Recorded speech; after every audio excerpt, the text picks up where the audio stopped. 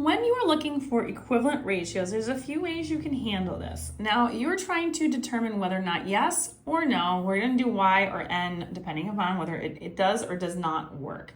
So in order for me to figure out if they are equivalent ratios, you can simply just take whatever you would like. So if I want to take the 5 and I would say, what do I have to multiply 5 times to get me 35? The answer would be, I would have to multiply it times 7. So if it's equivalent, if I multiply the top here by 7, my denominator down on the bottom needs to also be multiplied by 7 in order for this to be an equivalent. 6 times 7, does it give me 42? Most certainly it does. So yes, this is an equivalent fraction. Taking a look at the next one, we would see 5. We'd have to multiply it times 4 in order to get to 20.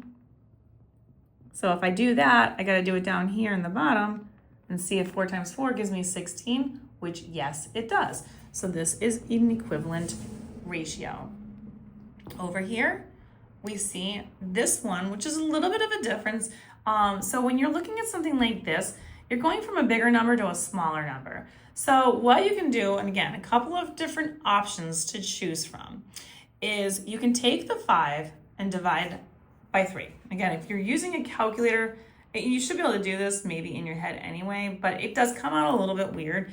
It is 1.6 repeating, so it's a little bit of a weird situation. So this one, you'd have to divide by 1.6 repeating. And that means if I have to do that, I would also have to do the same thing to 8. I'd have to be able to divide 8 divided by 1.6 repeating in order to get 5. And I do not get that. When I get this, if I do 8 divided by 5, and again, if you're using a calculator, you could find that out, you get 1.6. So this is actually a division of 1.6. This one's a little bit trickier, but these do not match, so that is no. The other way you could do this, which doesn't require a calculator, is you can cross multiply. 5 times 5 is 25. If I cross multiply this way, the 8 times the 3, I'll get 24. They're not the same number, so it won't work. So like if you look at something like this one, again, you're having a larger number here versus a smaller number here in this fraction. So you'd have to think this one's a little bit easier.